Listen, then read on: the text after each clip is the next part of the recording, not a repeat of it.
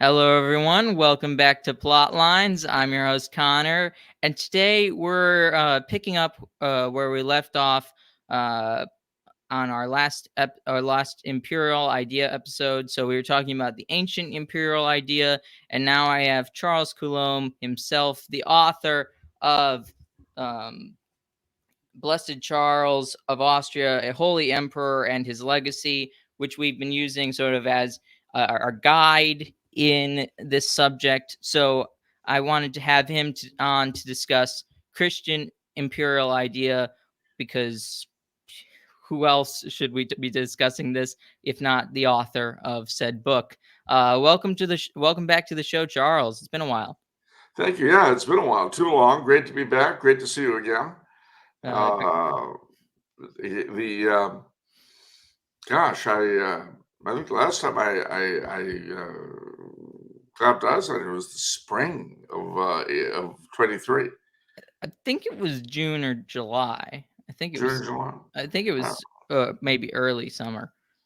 Um, Well, or it's a while ago anyway. Now of course we're in 2024. yes, indeed. Well, I mean, I'm just happy we both made it. That's for sure. uh, Ugh. Every year, the number of folks one knows that didn't goes up.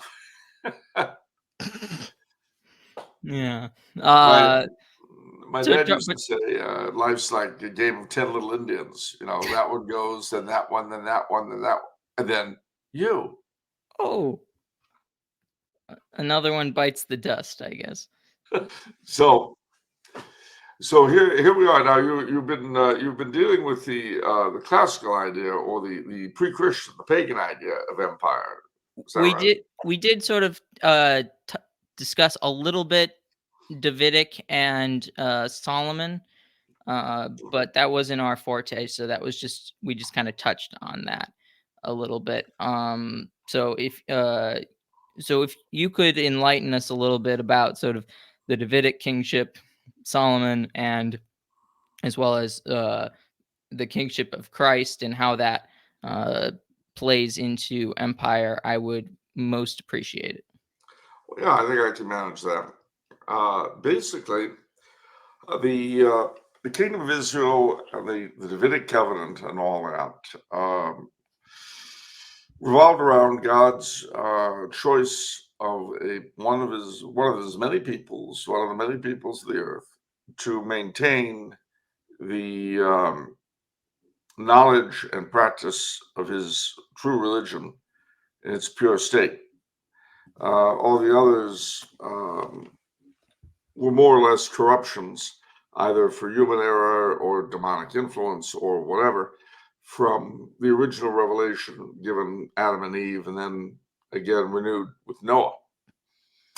Um, the Davidic covenant um, was a very interesting thing because it created of the Davidic kingship an odd double-barreled thing in that while they were kings and anointed as David had been by Samuel, on the one hand, on the other hand, they had a quasi priestly role as well.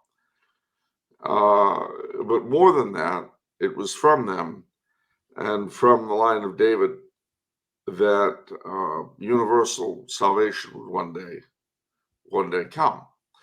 Um, this this union of the second person of the Blessed Trinity, God the Son, with a human nature in the person of the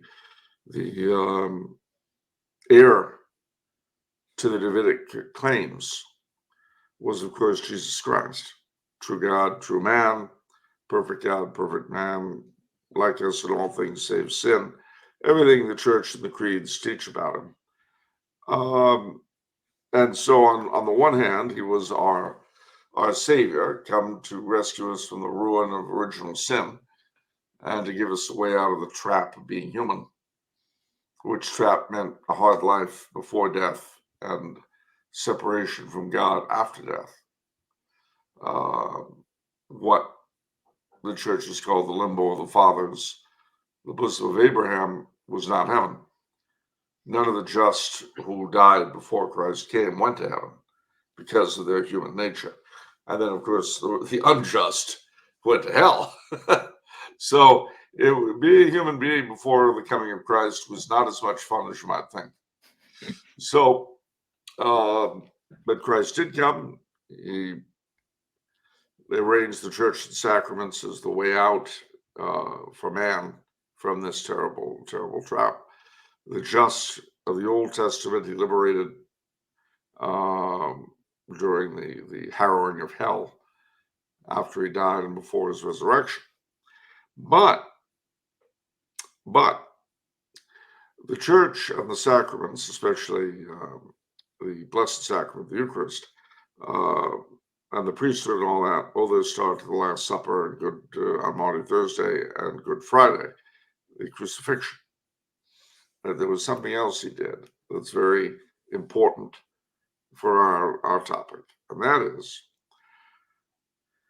at Maundy Thursday, at that Last Supper, amongst the other things, he united his Davidic kingship, to which he was rightful heir both legally and lineally through his mother, legally through his stepfather.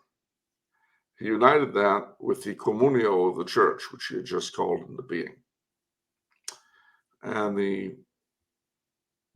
kingship of Christ from this point on would be the headship of the Res Publica Christiana, the Christian body, of which later the church would be one aspect, as it were, and the Catholic state the other.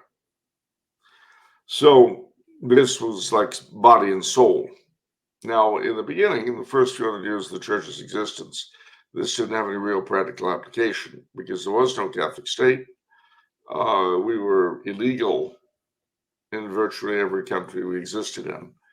And our basic relationship with the state was reduced to paying its taxes, fighting in its armies, and being executed by it. And that was pretty much church-state relationship. But Constantine, as you know, began to alter it. Now, in itself, the Roman Empire that Constantine inherited was the acme, the height of what had been the pagan imperial ideal. And what was that? Well, we go back a little bit further. We go back a little bit further to actually the destruction of the Assyrians. Because on their defeat by the Egyptians, the Babylonians, the Medians, the Lydians, you had the foundation of what would later become the first truly imperial power, and that was Persia. The Persians came up with the bright idea of running their subject peoples, as opposed to the Assyrians, just forcing everybody to be Assyrian, which didn't work very well. They came up with the notion of administering everybody through their own leadership. So your hereditary governor was of your old royal family. And so you continued to obey the order you always had, except that the people at the top now obeyed the emperor and Persepolis. But that in turn was conquered by Alexander the Great. And he and his successors, the Seleucids in Syria and the east, the Ptolemies in Egypt, and the Antigonads in Macedonia, they continued this notion of empire, but merged the Hellenic with the Persian/Babylonian. And the result was the great Hellenistic culture that flourished all the way from Greece into India. And this was a cultural unity that actually would transcend political unity. At one point, you could travel all the way from Athens to the Punjab, speaking only Greek. And that was revolutionary. So the Romans picked up the imperial idea from the the last remnants of Alexander's successors, and they created what had been the greatest imperial power up until that time. And so, when Christ was born, you could travel in relative comfort and safety from Palestine to Britain, which, under the same law, the same administration, which was unheard of prior to that time, and quite possibly why he chose to be born when and where he was. Mhm. It's almost as though, being God, he knew what he was doing. And that's amazing, right? To think that he knew what he's doing. Well, we human beings have a hard time believing that God could know anything, but Yeah, apparently he knows something or other. indeed. I mean, providence is impressive always when you find it. Yeah, well, that's what history tells you. For that matter, your own life. If you think of anything decent that's ever happened in your life, and you think of all the different things that had to occur for that decent thing to occur, you wouldn't believe it if you'd read it in a novel. I was like, Y- that couldn't happen. that's kind of, I mean, in some sense, you can think about that almost on the sort of on the opposite side with evil. Like how ridiculous evil can be as well. Like it seems almost as unbelievable as the the good of God. Well, it is with the added fillip, of course, it doesn't do anybody any good in the end, which is a lot of effort and very little result for it. Hmm. But at any rate, so this imperial idea then that the Romans had was floating around.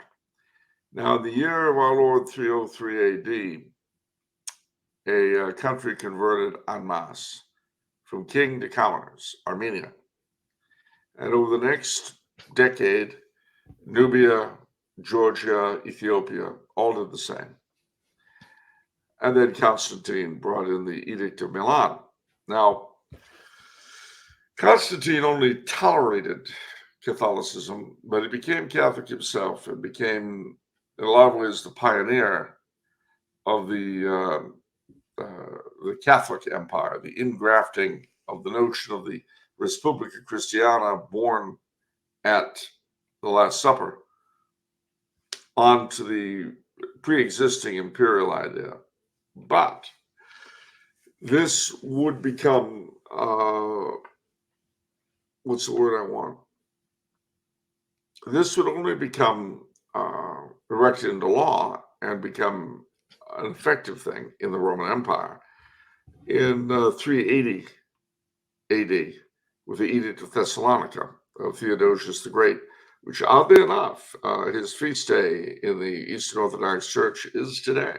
Mm, wow, So that's kind of crazy. yeah, so we're having this discussion on just the right day to do it.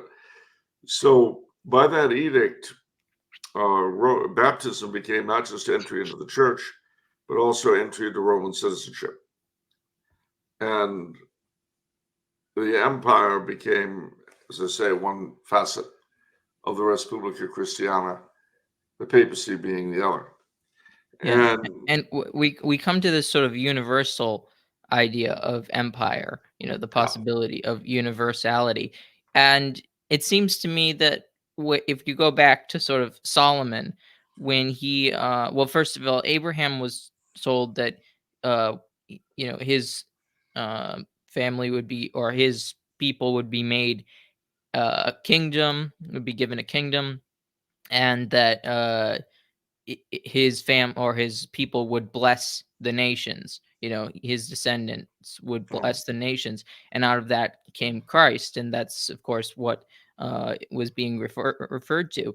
And Solomon, it seems, a little got a little bit ahead of himself with his ambitions.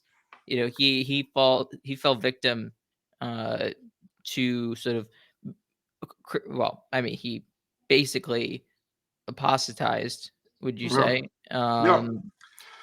And he conquered other people, and then sort of did sort of the opposite of what the Christian imperial idea would have been. He sort of made everything syncretic. He sort of made everything into one thing, taking all parts of paganism and mixing it with Judaism, and you kind of get Samaritans out of that.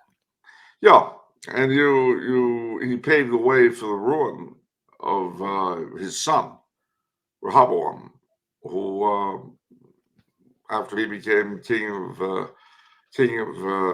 Israel, had a civil war and lost the North Kingdom, and eventually the North Kingdom was taken over by the Assyrians, and its people distributed, for want of a better word. And then finally, Judea went through the same thing with Babylon, and it was only the Persian Empire that liberated the Jews, allowed them to go back to Jerusalem and rebuild the temple.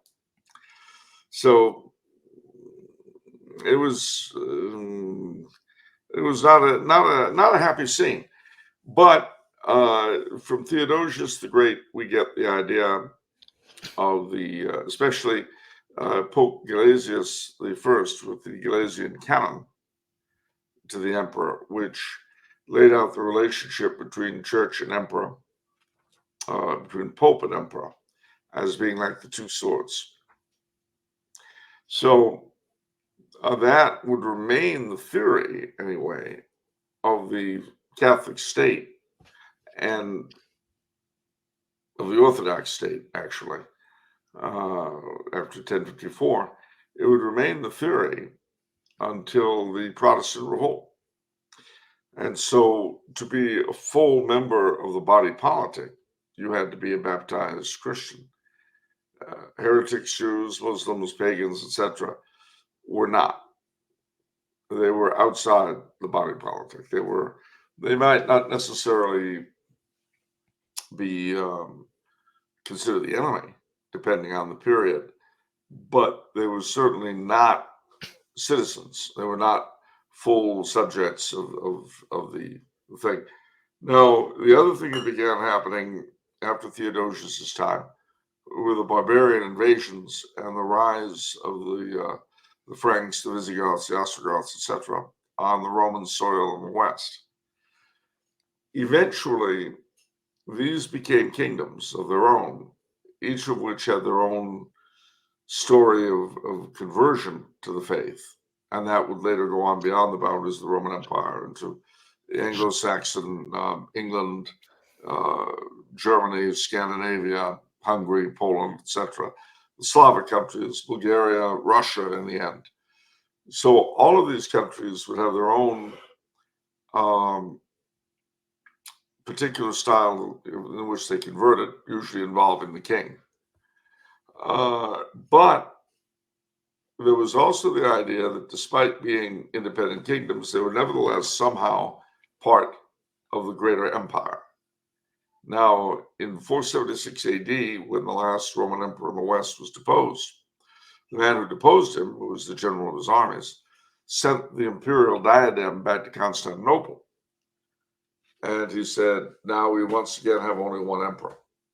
And a diadem is a crown with that? Yeah. Okay. The crown.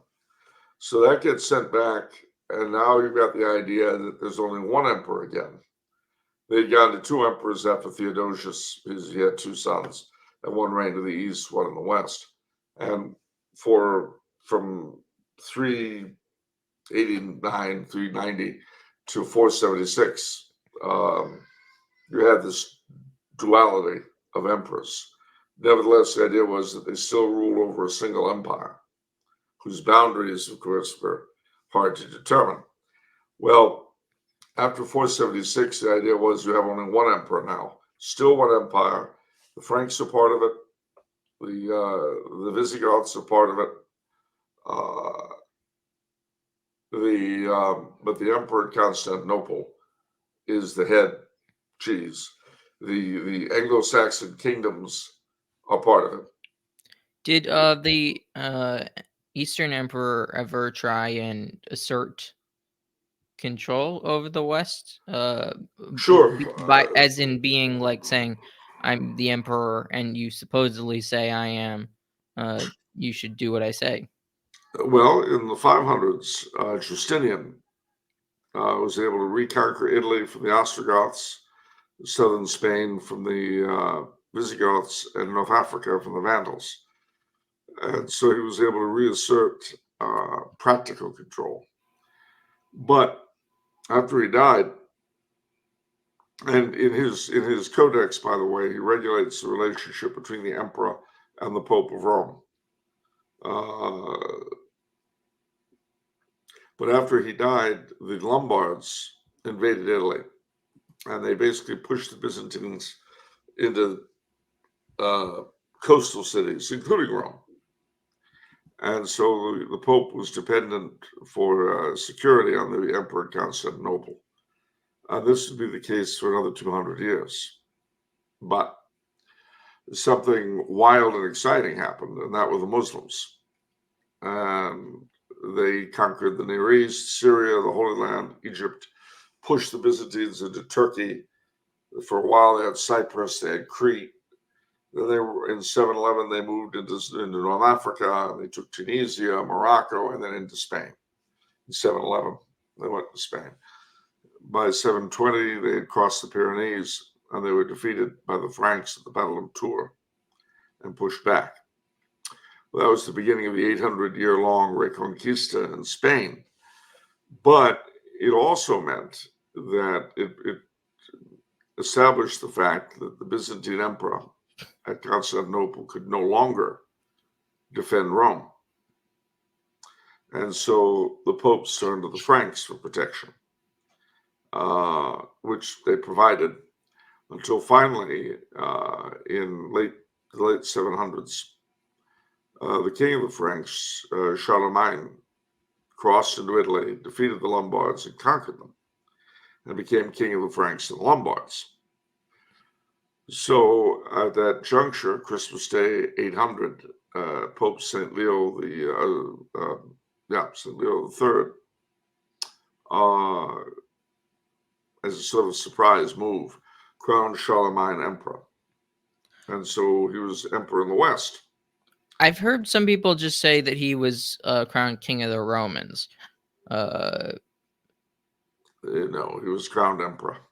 And then somebody, in the discussion, somebody actually pointed out that he had coins that said Imperator. Is that so? Emperor. Would he be considered the first Holy Roman Emperor? Yeah, he would, and of course it was considered too to be a revival of the empire in the West. So once again, you've got two emperors, East and West. Now, what I didn't mention is that going back to the time of Constantine, the symbol of the empire was the double eagle. The single eagle had been the old Roman Empire, and before that, the Roman Republic. The double eagle, which is East and West, stands for church and state. And this became ultimately the symbol of the Holy Roman Empire and also the symbol of the surviving empire of Constantinople, the Byzantine Empire. Now, things were even more complicated after 1054 when you had the Great Schism between East and West. And several things happened. One was that in Constantinople, the patriarchs were completely dependent on the emperors. Whereas in the West, because of the varying fortunes of the Holy Roman Empire, the popes became politically independent. And it's interesting that as the Middle Ages wore on, the papacy and the empire, and then sometimes other Catholic monarchies would come into friction. But while they differed on the actual application of theory to practice, they agreed on the first principles. So Dante was a Ghibelline and a complete supporter of the temporal supremacy of the emperor. Nevertheless, admitted the Pope's supremacy in religious affairs. And Pope Innocent III was probably the most, alongside Boniface VIII, the most aggressive in asserting the papacy's temporal prerogatives, nevertheless admitted the essential role of the emperor in the governing of Christendom. So you continue to have, and as church and state had various crises and problems, you continue to have the interaction between church and state. The ecumenical councils were all called by emperors, starting with Nicaea and ending with Constantinople too. But when, to give you as an example, in the West, we had the Great Schism, where you had three popes at once to serve you. It was the Emperor Sigismund who finally convoked the Council of Constance and ended the Great Schism, just as the Emperor Otto the Great, about 970, ended the pornocracy in Rome. But you also had emperors deposed by popes, so it was a duality. You see, Yeah, the balance. Yeah, balance. I mean, sometimes you had a good pope and a bad emperor. Sometimes you had a bad pope and a good emperor. Sometimes you had a good emperor and a good pope, then you were really in good shape. Sometimes you had a bad emperor and a bad pope, and then things were not so nice. And of course, most of the time, I suppose, as in any other period, you'd have a mediocre emperor and a mediocre pope, which Going back to Charlemagne when he was crowned, uh, he was he the only emperor though at the time? Because wasn't there an empress in the East? well, that's the other thing. One of the Byzantine emperor had been overthrown, and he had attempted. I think I forget the specifics now, but the Empress Irene was running Byzantium at the time, so that was the other problem. They didn't have an emperor in Byzantium; they had an empress. Of course, one of the great ifs of history is if they had married Irene to Charlemagne. Didn't she like stab her kid's eyes out or something though? Well, he needed a bit of discipline.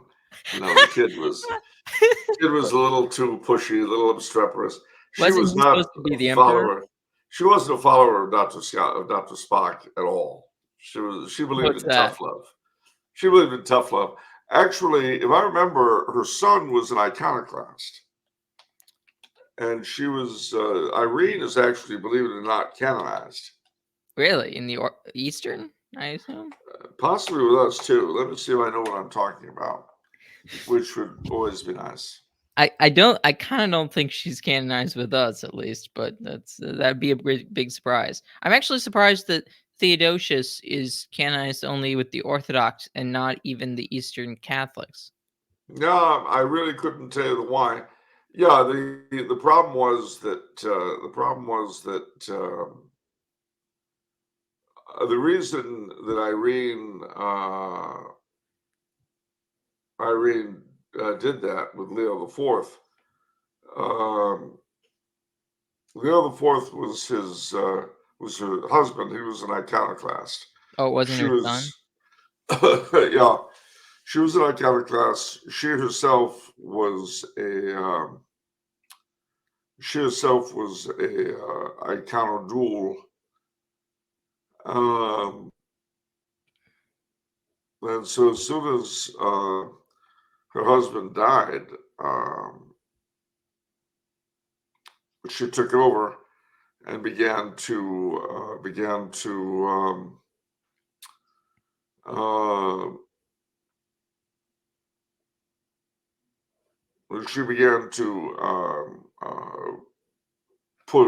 go after iconoclasm. As early as 781, she began to seek a closer relationship with the Carolingian dynasty. She negotiated a marriage between her son Constantine and Gertrude, a daughter of Charlemagne, by his third wife Hildegard. She went so far as to send an official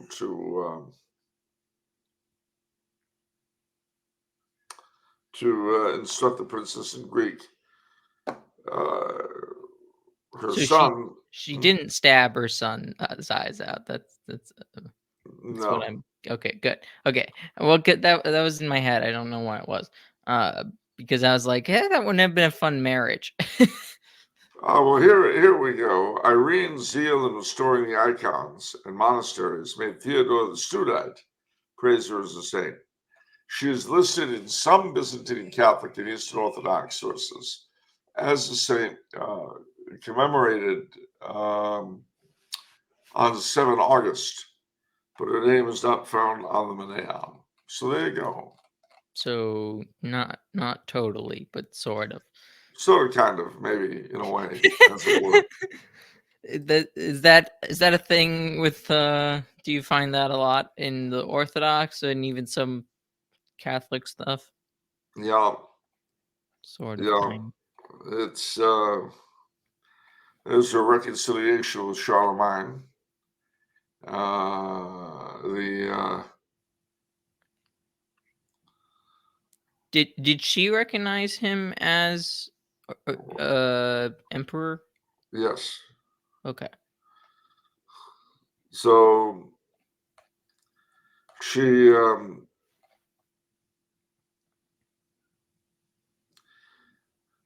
she ruled. The proposed marriage with Charlemagne was interesting.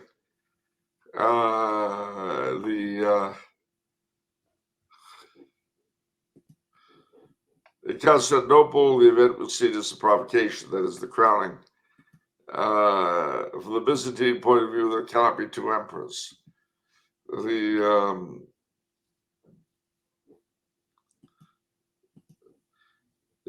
year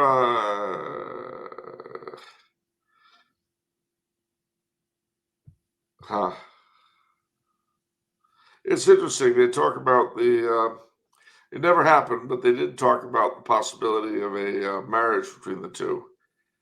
864, here it says, for she was canonized and her body placed in the Church of the Holy Apostles in Constantinople. So there you go. She's supposed to have been a great beauty, so Charlemagne missed out. Okay. But yeah, so she recognized him as emperor, which kind of, which gives sort of an extra level of legitimacy, would you say? I would, and of course, later on, after the Great Schism of 1054, it was actually certain emperors in the East that took the initiative in trying to reunite East and West.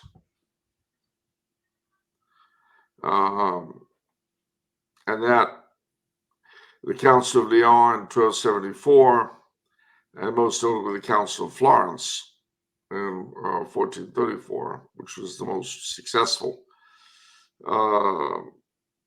In fact, the last Byzantine emperor who died fighting for the faith in Constantinople in 1453, Blessed Constantine XI, was very, very much a Catholic and a proponent of the Union.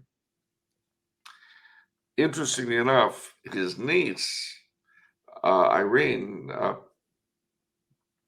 Paleologa, married the Grand Duke of Moscow, which was a wedding that was negotiated by the Pope of the time.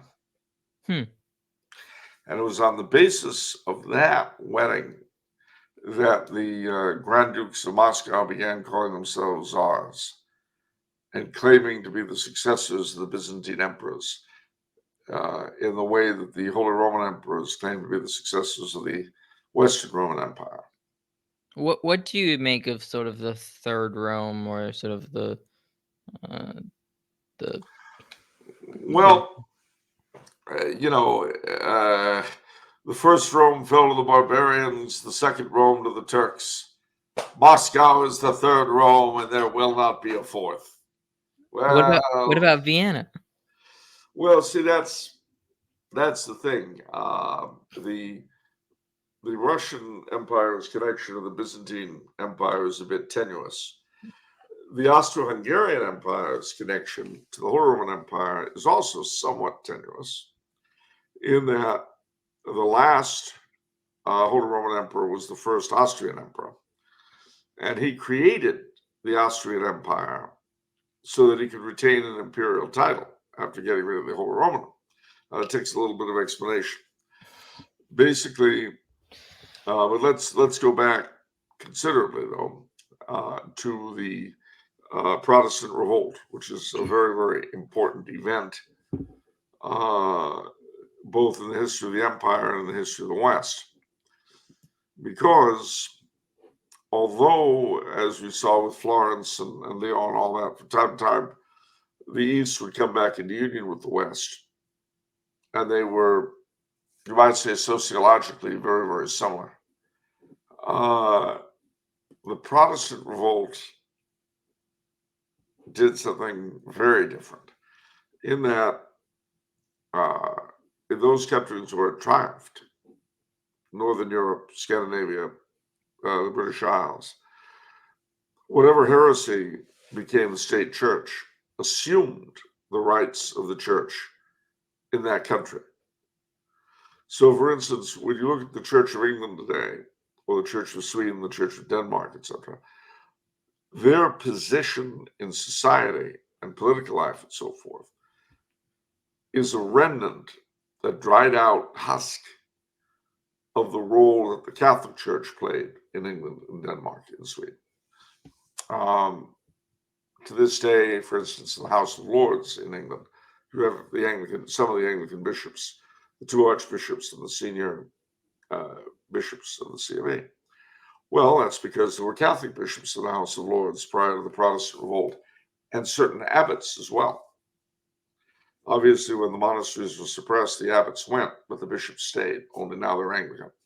So the whole thing was retooled, and the Catholics, formerly the only full citizens, were now outside, alongside Jews, Muslims, etc. But the position that the church had occupied was now taken by these various heretical bodies. And that would be true during the colonization of America, where, for instance, in New England, the Congregational Church occupied in the town the role that the Catholic Church occupied in medieval England.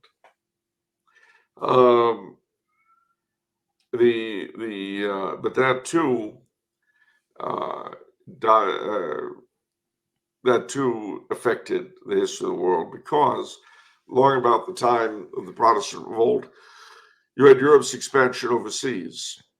The Spanish, the Portuguese, the French, the English, the Dutch, and a few other peoples, to go with the big ones, expanded. And wherever they went, they took their own institutions, including the monarchy and whatever church they had, with them. And the imperial idea expanded tremendously in terms of scope. So with Spain, for instance, we talk about the Spanish colonial empire, but that's actually not quite correct. The Spanish colonies were really viceroyalties. They were kingdoms conceived of as being of equal stature with the kingdoms of Spain. So the king of Spain was king of Castile, king of Aragon, king of Navarra, king of New Spain, king of Peru, king of Rio de la Plata, king of New Granada, all of which were seen as being equally in status to each other. Not unlike Roman provinces during the days of the Roman Empire. And sure enough, that's partly what the idea was based on. The other thing, though, was that in the New World possessions, each viceroyalty was divided into the Republic of the Spaniards and the Republic of the Indians. And in the Indian Republic, which was those areas that were Indian villages and kingdoms and provinces governed by Indians, they were directly under the monarch. They were not under Spanish rulers, under Spanish governors. They were under their own people. And it would only be with Latin American independence that functional independence on the part of the natives would be snuffed out. Mhm. Um, If I'm not mistaken, didn't the King of Britain or the Queen of Britain become emperor or empress at some point? Take on the title in the late 1800s. Indeed, they did. What happened was that it's kind of an interesting story, but a lot of the colonization of the 17th and 18th centuries on the part of the different countries were done not by their governments, but by trading companies of their nationality. So, for instance, New Netherland, that is to say, New York, Hudson Valley, it was settled by the Dutch, but not by the Dutch government, but rather by the Dutch East India Company, or the Dutch West India Company, I should say, which had a government charter and had government permission to operate and government sponsorship. It was a private corporation. Similarly, Indonesia and all that, which would become Dutch. It was the Dutch East India Company that did that. Well, in India, it's now India and Pakistan and Bangladesh, British colonization was superintended initially by the British East India Company. And it was under them that the major cities of Calcutta, Bombay, and Madras were founded or repurposed. They continued. Now, at the time, there was a Muslim power that dominated most of India, the Mughal Empire.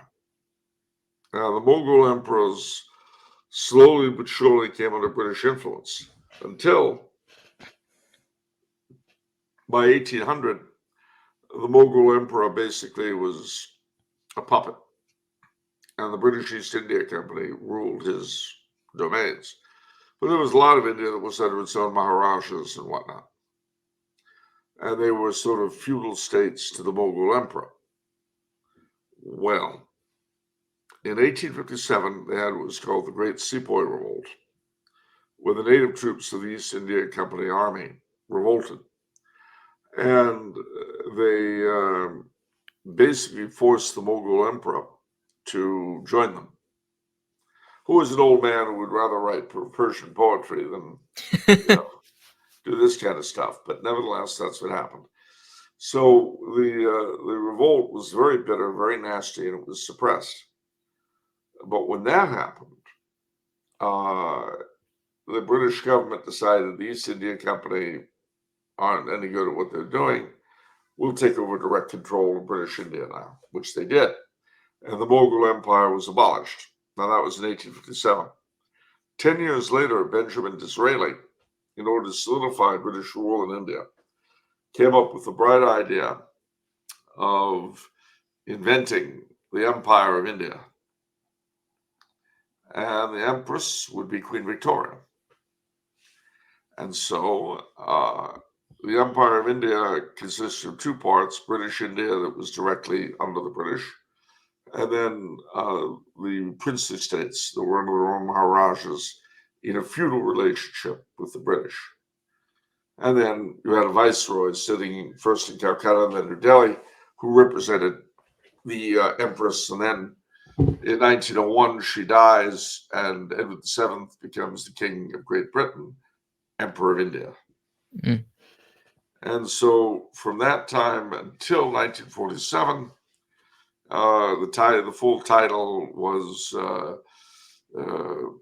Edward VII, by the grace of God, of the United Kingdom of Great Britain and Ireland, and of the British dominions beyond the seas, King, Emperor of India, Defender of the Faith. Sounds impressive, doesn't it? It does. And it's funny that Emperor is like last. Well, it's because it was the newest. Yeah. And Just... interestingly, the Austrian emperor, after 1867, when they created the dual monarchy of Austria-Hungary, he was called the Emperor King, Emperor of Austria, King of Hungary. Mm. But the British king was called the King Emperor. Emperor King, King Emperor. Yeah. Now it's interesting to me that sort of linguistically they took on, the Kaiser in Germany, czar in Russia. Now, this isn't based on the word imperator. This is based on the word Caesar. Correct.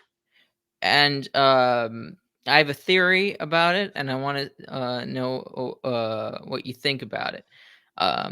So Caesar was a secondary title, like a lesser title than Augustus, right?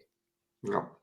So, as the empire becomes Christian, was was Caesar, like, that title, more palatable to Christians, Christian emperors, because then it's sort of recognition that there's a power higher than them, uh, being God, being in some sense an Augustus.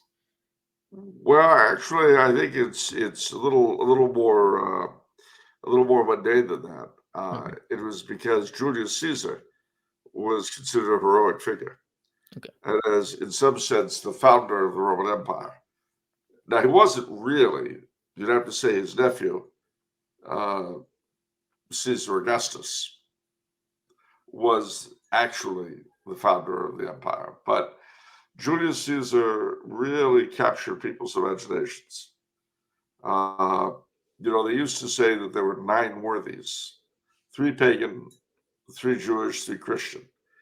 The three Christian were King Arthur, Charlemagne, and Godefroy de Bouillon, the leader of the First Crusade.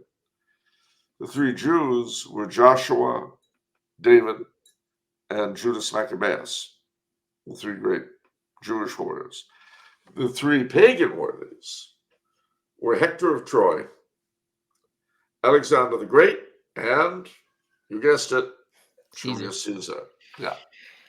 Okay. So he had a very, very high reputation in the Middle Ages, and uh, but it's interesting that the word for king in Magyar and the Slavic languages, Kiral or Kral, comes from Karl, Charlemagne. Hmm. But why does, like, in English, why is it an emperor? Why did it get translated, like, using the imperator?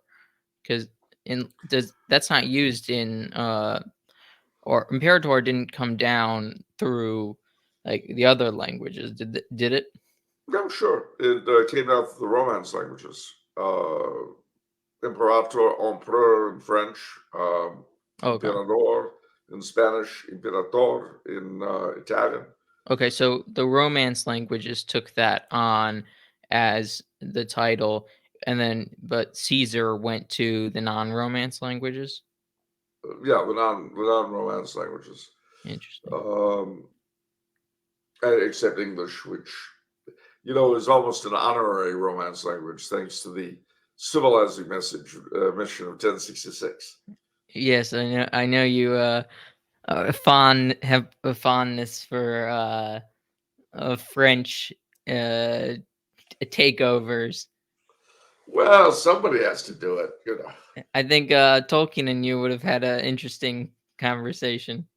Yeah, sadly, the professor was terribly incorrect when it came to the French, but we can't be right all the time. So you're siding with Belloc on this one.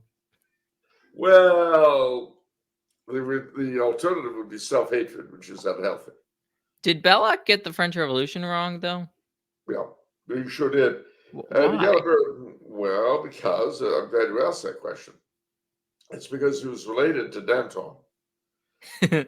And if there's anything you know about the French, it's that when a relative is involved,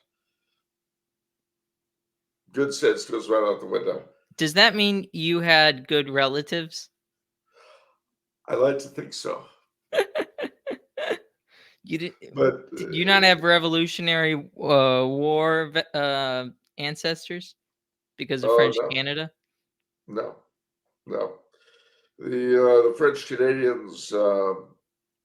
I mean, a few of them fought for the rebels, but not many.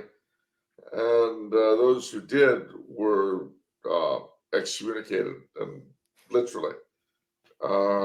Bishop John Carroll was excommunicated Well, for yes, yes. trying to spread rebellion amongst the French Canadians, which is why when he was consecrated a bishop, he had to go to England to do it because he was excommunicated in the Diocese of Quebec. Who consecrated him if in England? Because didn't they? Well, the Vicar Apostolic, this was in 1789, He was 88, allowed 89. in at that point.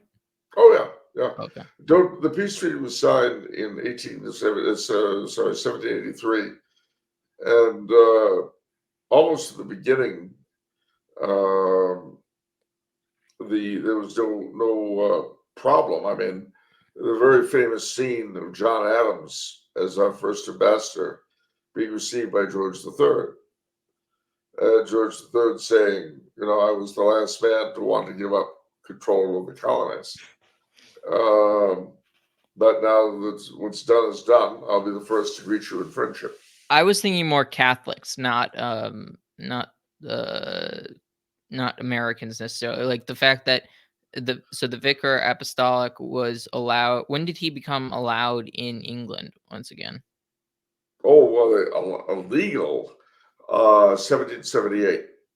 But of course, there have been vicars apostolic since the 1600s. What was the 1778? What was that law? That was the first Emancipation Act Oh, passed under George III.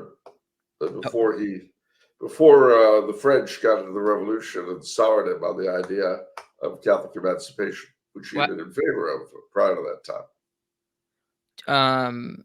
Also, there's this idea that Christianity destroyed the Roman Empire. I know we're going back, but what do you make of that? What is your take on what destroyed the Roman Empire? Well, I would say that's utter claptrap. If anything, Christianity allowed the Roman Empire to transcend itself. In a very real sense, the empire lives on today in each of us, which it couldn't have done without the church.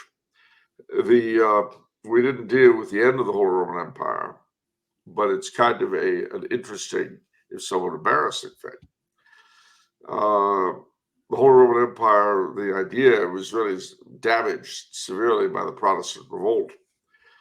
And then from that time on until the end in 1806, every whole Roman emperor, with one exception, was a Habsburg.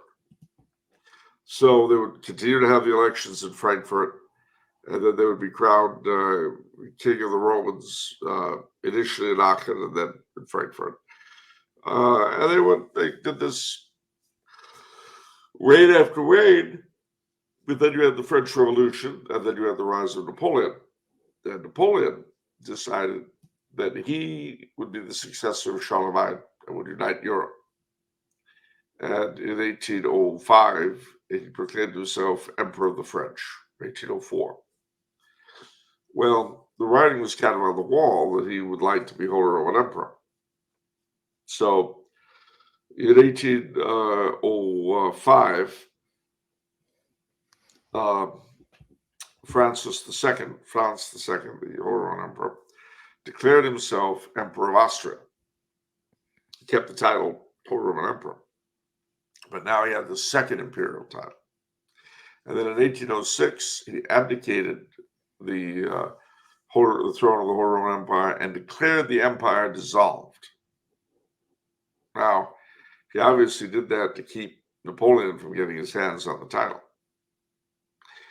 But it's a little problematic because while he certainly had the authority to abdicate, no one can abdicate or resign a position and simply abolish the position they've abdicated. So it was. Right. You're either like, if you abolish something, you wouldn't need to abdicate, right? Well, yeah, and again, you don't have. I mean, you could abdicate from the papacy like Benedict. You could abdicate from the British throne like Edward VIII, but you couldn't abolish the throne you're abdicating. Yeah, that is a weird sort of. Well, this is the fun part, you see, because There's a fun part. there's a fun part because the King of Great Britain at the time, George III, was also Elector of Hanover, one of the men that elected the emperors. So he protested and so did a number of other individuals connected with the empire, and they refused to recognize the abolition. Now, as Viscount Bryce, the great authority in English on the Holy Roman Empire, put it, it lives on in law as a sort of disembodied spirit. But if you think about it, that was very much how the empire in the West was between 476 and 800. Would it require? I guess it could require either two things. I imagine either a pope to crown a new Holy Roman Emperor, or for the electors to come back together and elect somebody. Would that be theoretically two ways? Theoretically, either way. Either ways, yeah. Um, the irony, of course, is that the two the last claimant to the imperial tradition in the East was Tsar Nicholas II. Mm-hmm.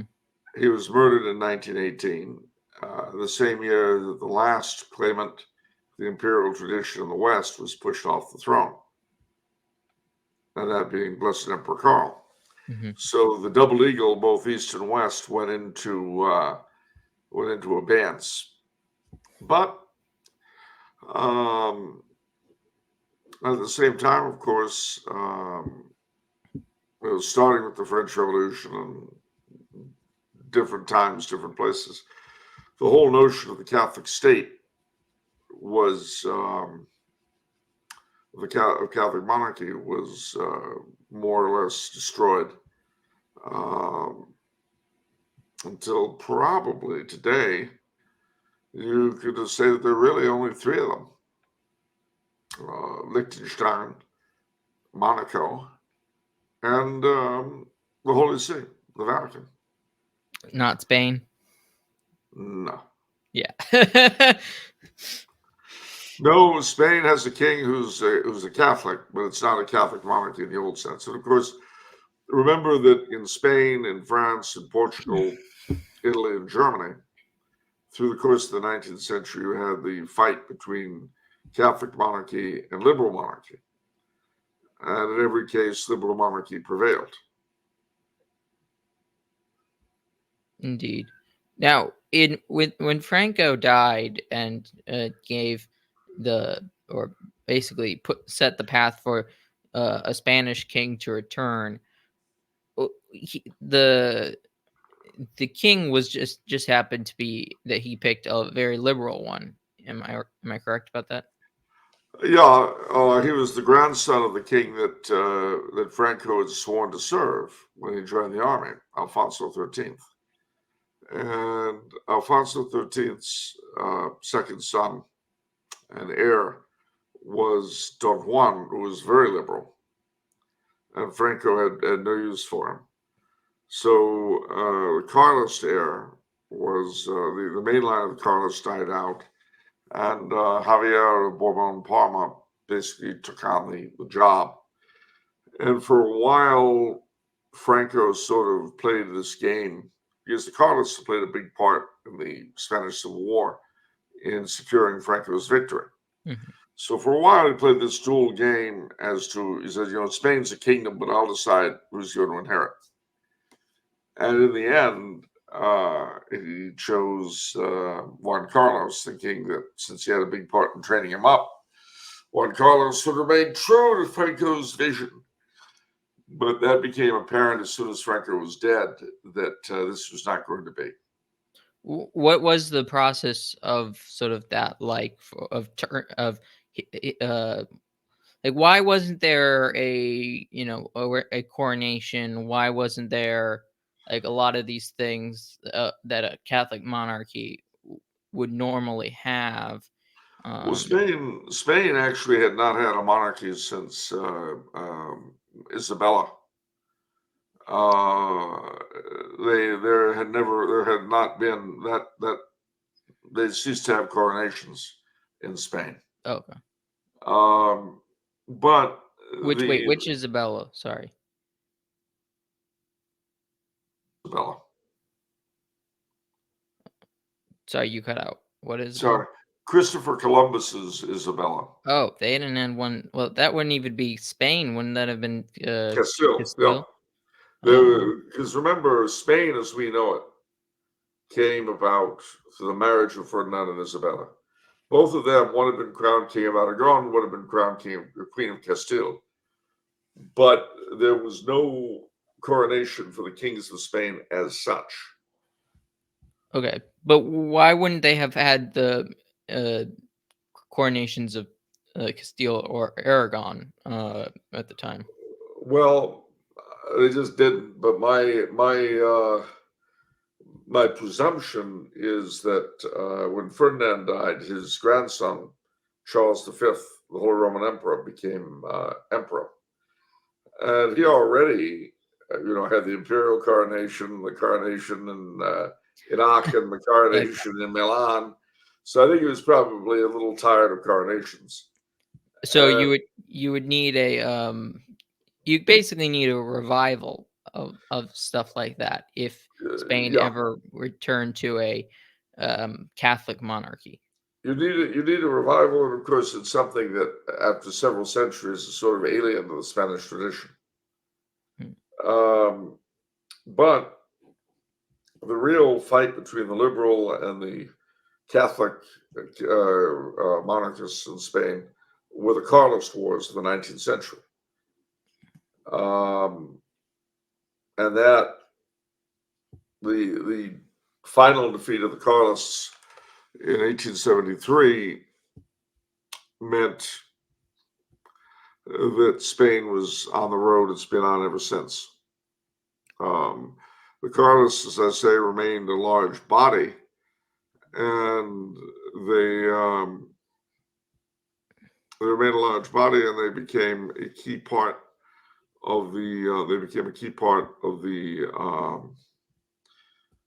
Franco's side of the Spanish Civil War. But now there aren't a lot of them. They're very vocal, and they're still, thank God, very much with us. But they're not a major political force in Spain today. Why, when it became sort of well, almost a republic in practicality, why wasn't there like a Carlist? Like, why wasn't Carlism successful post Franco? Well, I would say a couple of reasons. One, as I say, the main line had died out, and there was some dispute as to who should be the leader of the Carlist side. But then Don Javier's son, Don Carlos Hugo, declared himself a Marxist, Hmm. and he was the Carlist heir, and he's a Marxist. So it he married a Dutch princess, which caused a certain amount of excitement. Then he came out for communism, and then his brother Don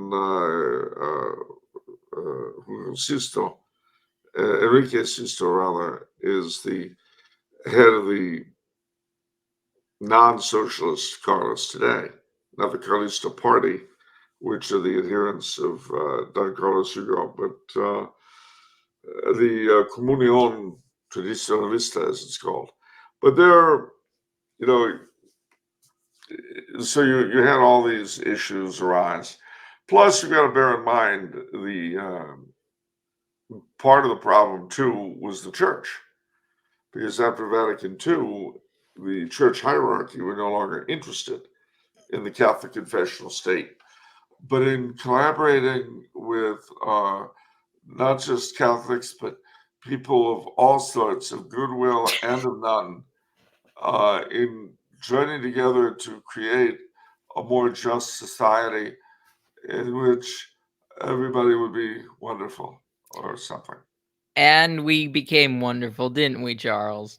We did, and we went along with abortion and contraception and gay marriage and sold our souls to the devil. But we're nice people. But we're nice people. And Uh, after all, nice people with baby's blood on their hands are nice people. they're still nice people. So I think that's a good way to wrap it up, Charles. Thank you for coming on to discuss this topic with me. I think people will have learned a lot, and I have a feeling if there's a lot of stuff in this podcast that we just did. I think people will probably have to go back and re-listen a few times before they get everything. If you know what I Let's mean. hope so. At least it would do well for views and so thank you all for watching. Charles, anything upcoming that you'd like to promote? Well, August, September, 10 books will be publishing my life of Empress Zita, a servant of God, Empress Zita. And I'm working right now on a book of the writings of her and Carl's son, the Archduke Otto, on the United States. So if all goes as I hope, you'll be able to see what one of the greatest thinkers of my time thought about the country we know and love. Is it kind of going to be like de Tocqueville's commentary on America? Yeah, I mean, I think you could see him as at least as far as his commentary on the states goes, as being very much the 20th century de Tocqueville. Okay. Well, that let's hope it catches on that and becomes as popular. I sure hope so. Well, thank you, Charles. Thank you all for watching. Please like, share, comment, and subscribe. And God bless.